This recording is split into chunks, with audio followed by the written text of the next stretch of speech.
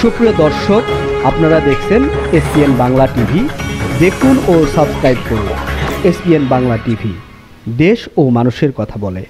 দেখেছি ৭৭ সালের গণভোট দেখেছি, ৭৯ সালের জাতীয় নির্বাচন দেখেছি, ৮১ সালের রাষ্ট্রপতি নির্বাচন, ৮২ সালের রাষ্ট্রপতি নির্বাচন।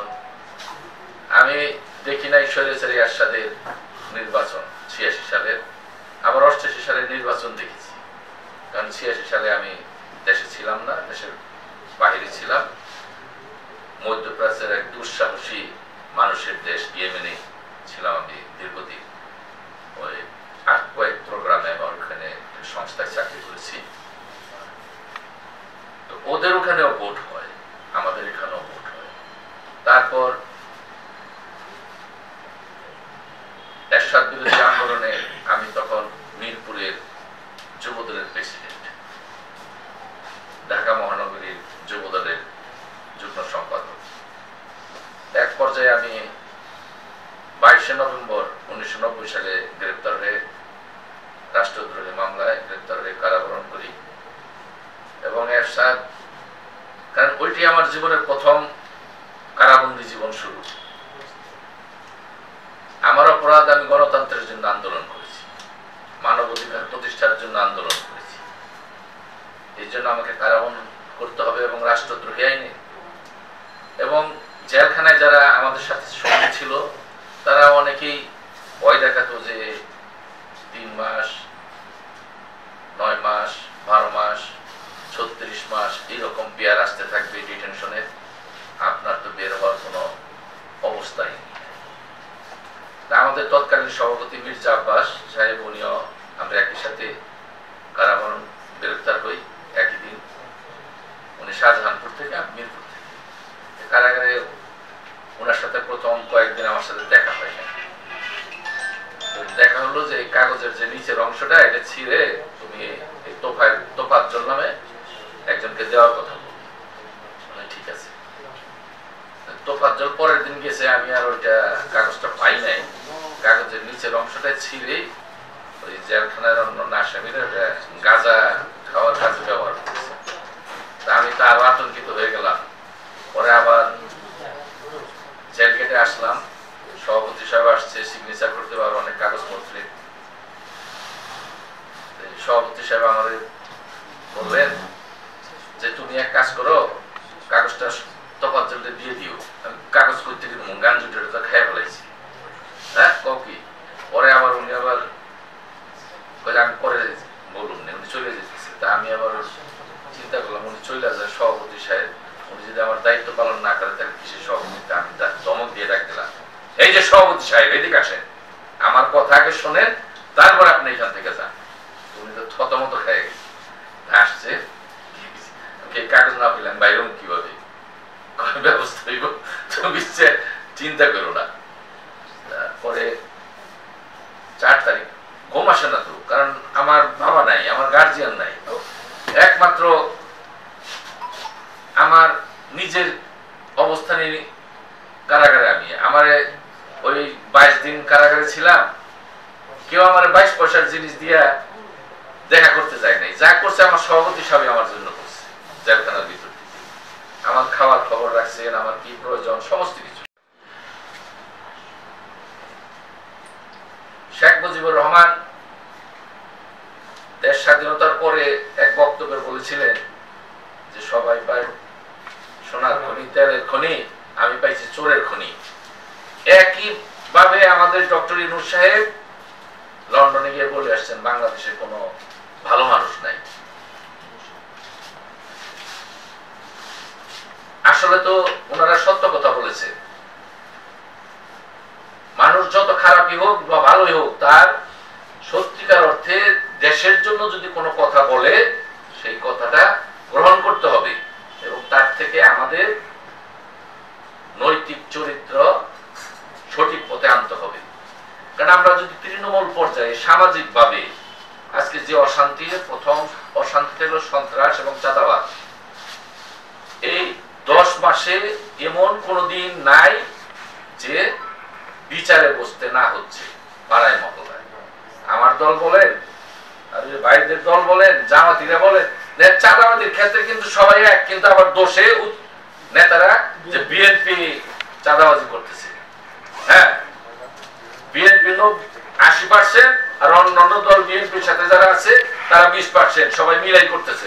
আরে ভাই, চাঁদাবাজির ক্ষেত্রে যদি ঐক্যবদ্ধ থাকতে পারেন, জাতীয় পর্যায়ে কেন ঐক্যবদ্ধ হইতে পারতেছেন না? ঐক্যবদ্ধ ছিলেন আওয়ামী লীগের বিরুদ্ধে, এখন আওয়ামী লীগকে সুযোগ দেওয়ার জন্য আপনারা যে বিভেদ সৃষ্টি করছেন, এর জন্য গণতন্ত্র আমার মনে হয় ইহজনমে এই দেশের মানুষ ভোগ করতে পারবে না। গণতন্ত্রের নামে নির্বাচন হবে, সরকার গঠন হবে, কিন্তু গণতন্ত্র আসবে না, এটা আমি একদম নিশ্চিত 100%। আমি ফিরে যাই যে কথা বললাম, মধ্যপ্রাচ্যের মধ্যে ইয়েমেন হইল, ইয়েমেনের মানুষগুলো খুব সাহসী। আমেরিকা, ইসরায়েল আরো দেশ মিলে যদি 100 বছর বোম্বিং করে, ওরা খুব বেশি লোক মারা যাবে না, ওরা যদি গুলি নাও করে। পুরাটাই পাহাড় আর পাথর, ওর ভিতরে ওরা ফসল করে, ওর ভিতরেই ওরা খায়, কিন্তু ওদের প্রত্যেকের অস্ত্র আছে।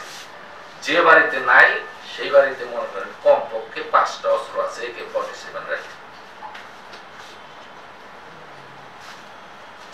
তাদের নির্বাচন দেখেছি, নির্বাচনের দিন তারা সুন্দর নির্বাচন দিতেছে, অস্ত্র নিয়ে যায় ভোট দিতে যাইতেছে, কাঁধে AK-47 ঝুলছে, কিন্তু তারা ভোট দিতেছে শান্তিপূর্ণ ভাবে। কি জিতলো কে হারলো এটা না, যার যার সমর্থককে তারা ভোট দিতেছে। কিন্তু আমাদের দেশে অনেক ভালো মানুষ আছে, তারাও ভালো কর্মগুলোর সাথে সম্পৃক্ত হইতেছে না। এটার কারণ রাষ্ট্র সন্ত্রাস এবং চাঁদাবাজিকে পৃষ্ঠপোষকতা দিচ্ছে, দুর্নীতিকে পৃষ্ঠপোষকতা দিচ্ছে। গত 16 বছর হাসিনার আওয়ামী লীগ সরকার আমলা এবং সরকারি কর্মকর্তা কর্মচারীদের বলছে আপনাদের কোনো চাকরি যাবে না, মানে আপনারা দুর্নীতি করেন, আপনারা দুর্নীতি করেন, আমি রাষ্ট্র ক্ষমতায় থাকি। আবার আমি যখন ক্ষমতায় আসি আমিও একই কথা বলতে পারি। মানবাধিকার রক্ষায় যদি সামাজিক ভাবে আপনি কর্মসূচি পালন না করতে পারেন, তাহলে মানবাধিকার সম্পর্কে মানুষ আগায় আসবে না। সন্ত্রাসী, চাঁদাবাজ এদেরকে প্রতিরোধ করার জন্য রাজনৈতিক দলগুলোর যে ভূমিকা থাকার কথা তা নাই। আমি নিজেই অনেক নেতার কাছে বিচার দিছি, ভাই ওই উমুক উমুক আমার নিজেকেই আমার জমি আওয়ামী লীগের আমলে একটা জমি দখল করে নিছে, আর আমার একটা অফিস মার্কেট ছিল ওটা দখল করে কৃষি বিপণন এবং পোস্ট অফিসে কামাল মজুমদার সাহেব দিরেহানের চেয়ারম্যান ছিল, বরাদ্দ দিচ্ছে, বাকি অংশ আমার অফিস ছিল আর কয়েকটা দোকান ছিল। 8-9 সালে আওয়ামী লীগ সরকার গঠন করার পরে স্থানীয় এমপি ইলিয়াস মোল্লা, যুবলীগের সেক্রেটারি মইনুল হোসেন খান নিকি এবং বাপ্পি নামে আরেকটা যুবলীগ নেতারা দখল করে একটা যুবলীগের অফিস বানাইছে। আমি বিতাড়িত হয়েছি।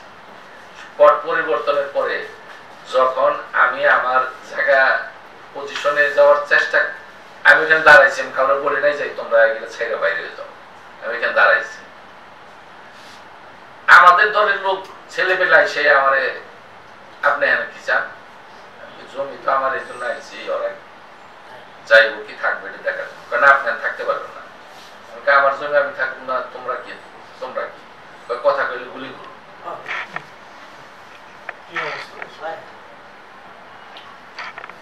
পরে আমি একজনকে ফোন দেওয়ার পরে ওরা চলে গেছে। চলে যাওয়ার পরে আমি এখনো ওইভাবেই রাখছি যে আমি এটা সাক্ষী রাখবো, আমার জমি যা উনি দখল করছে তারেক রহমান সাহেব না আসা পর্যন্ত আমি ওখানে হাত দিব না। ঠিক করছেন। এবং আরেকটা মল্লিকা হাউজিং আছে 84 কাটা জায়গা ইলিয়াস মোল্লা এমনি খিলারাই দখল করে আওয়ামী লীগের লোকজনের কাছে বিক্রি করে দিচ্ছে মামলা চলাকালীন অবস্থায়। যে কারণে আমি যদি পারি আমার সম্পদ দখল করতে, পুনরায় দখল করতে না যাইতে পারি, আমার দলের লোক সেটা পারতো না। অনেকের বাড়ি ঘরে মিরপুরে না, কিন্তু তারা মানুষের জায়গা দখল করে টাকা পয়সা নিয়ে দখলবাজিতে লিপ্ত। এই দখলবাজি বন্ধ না হইলে একটা নির্বাচন হয়ে আপনি কি সুযোগ সুবিধা পাইবেন? একটা নির্বাচিত সরকার প্রতিষ্ঠা হইলে যদি তার দলীয় লোকজন এবং তার শরিকেরা লুটপাট, সন্ত্রাসী, চাঁদাবাজি লিপ্ত থাকে, মানবাধিকার তো প্রতিষ্ঠা হবে না। যে কারণে আমাদের প্রথম কাজ হবে এই যে আজকে মানবাধিকার সংস্থার যারা আছেন তারা তাদের অঞ্চলে আঞ্চলিক কমিটি দ্বারা মানবাধিকার এবং সন্ত্রাস, চাঁদাবাজ এবং কি রকম রাজনৈতিক দলের কর্মী থাকতে হবে এটা নিয়ে আপনারা আঞ্চলিকভাবে সভা সমাবেশ করতে পারেন। এটা করলে মানুষ সাহস পাবে। আপনাদের সহযোগিতায় দেশটা যদি ভালো হবে, সমস্যা কোথায়? আপনারা এগিয়ে এসে আমরা সহযোগিতা করব ইনশাআল্লাহ। নীতিগত একটা আইনগত অধিকার। বিগত সময়গুলোতে আমরা দেখেছি নির্বাচন পদ্ধতি প্রতিটি একটি দেশের সাধারণ নাগরিকের নীতিগত অধিকার এবং আইনগত অধিকার দুটাই এর সাথে জড়িত। একটা হলো যে সে যাকে ভালোবাসে, সে চায় যার মাধ্যমে তার দাবি পূরণ হবে, তার আশা আকাঙ্ক্ষা পূরণ হবে, তাকে সে নির্বাচিত করবে। এবং আইনগত অধিকার যে সে তার যে 5টি মৌলিক অধিকার, খাদ্য, বস্ত্র, চিকিৎসা, বাসস্থান এবং শিক্ষা, এই অধিকারগুলো যার মাধ্যমে অর্জিত হবে, যে দলের মাধ্যমে, যে ব্যক্তির মাধ্যমে। এই অধিকারগুলো এমন ভাবে লঙ্ঘিত হয়েছিল যে বিগত সময়ের যারা দায়িত্বে ছিল তারা কখনো এটা স্বীকারই করে নাই। আমরা দেখেছি যে বিভিন্ন কেন্দ্রে, একটি কেন্দ্রে ভোটার হলো 2700, সেখানে ভোট কাস্ট হয়েছে 3700। কয়েকটা কেন্দ্রের রিপোর্ট আমরা দেখেছি। এবং মৃত লোক এসে ভোট দিয়ে গেছে।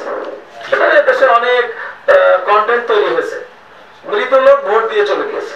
বন্ধুরা, আমরা এইগুলো আর চাই না।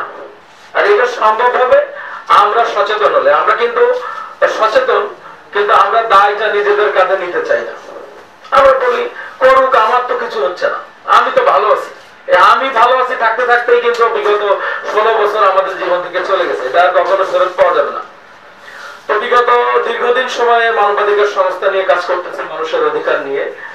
তো সারা দেশে তৃণমূল পর্যায়ে সাধারণ মানুষ যারা কখনো ক্ষমতায় যেতে চায় না, যারা কখনো জনপ্রতিনিধিও হয় না, তারা চায় যে আমি রাস্তা দিয়ে হাঁটবো, রাস্তাটা যেন ভালো থাকে, আমার বাড়িতে যেন আমি গরমে একটু বিদ্যুৎ পাই, আমার ছেলে মেয়ে যেন লেখাপড়া করতে পারে, আমার বাচ্চা কাচ্চা যেন লেখাপড়া শেষ করে তারা একটা কর্মসংস্থানের ব্যবস্থা হয়, আমি যে খাবার কিনে খাবো এটা যেন আমার ক্রয় সীমার ভিতরে থাকে।